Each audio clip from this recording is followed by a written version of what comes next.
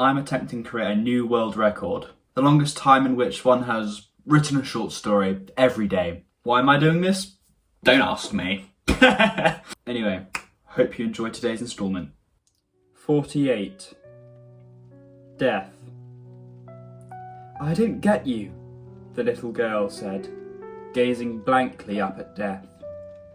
I can't vanish. I'm here. I exist. What do you mean it'll end? She was small, incredibly small, still puffy around the cheeks and still had dribble coursing down her chin. Death towered over her, arched over her, its skeletal body, draped by that rugged, dusty black gown, contorted, twisted and cracked as its bones popped and shifted over one another. Death grinned at her, silent, as if waiting for something with a bated breath.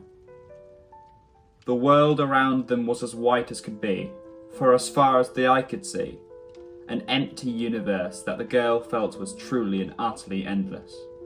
But, for Death, the world looked a whole lot different. It was a small, enclosed garden, barred by fences.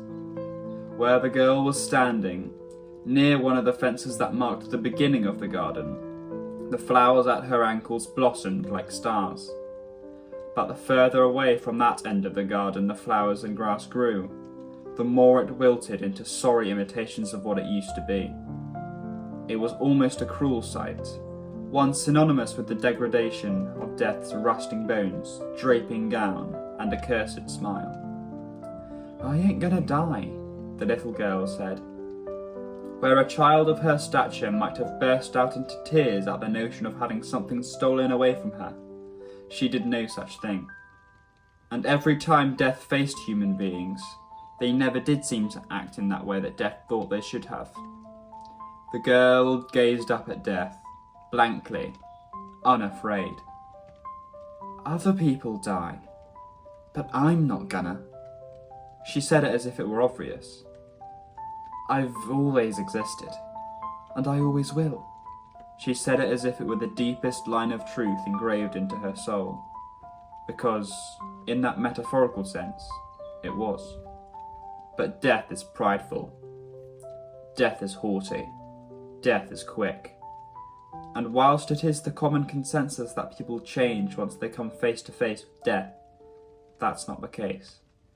It's when they feel its touch. Death grabbed the girl by the shoulders, slamming the child to the floor with a vehement, vicious push. Death continued to leer over her, the swirling mass of shadows that pooled in its eye sockets wriggling and waving like the tossing of waves in a furious storm. Feel me, it said. Know me, it hissed. Fear me, it blathered. And sure enough, horror visibly curdled in her eyes and in her face, and she was set off wailing and crying like any child should in the face of death. Yet, even so, Death knew that as she tossed and writhed and wailed beneath it, to her, the world was still infinite, the world was still basked in that overwhelming, heavenly light. She couldn't see the flowers at her feet, and she couldn't see their propensity to wilt. Death wailed, not moving its head, but instead opening its mouth wide to blare its horrific, scratchy, scrapey scream right into the child's face as she wriggled upon the ground. She cried, matching it, and together they flooded the world with a metallic cacophony of pain and suffering. But no matter how much Death reiterated it, no matter how harsh its grin, no matter how harsh its wail, the child would never appreciate its impermanent existence. Never fully.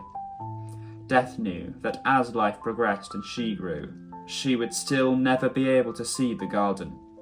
She would only see her own skin wilting, look upon it in confusion, and remain blinded by the blissful light of the universe she existed in, the only existence she knew.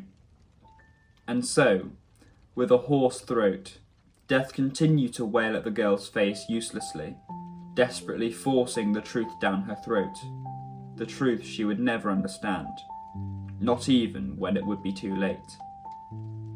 The truth she would never understand, not even when it would be too late.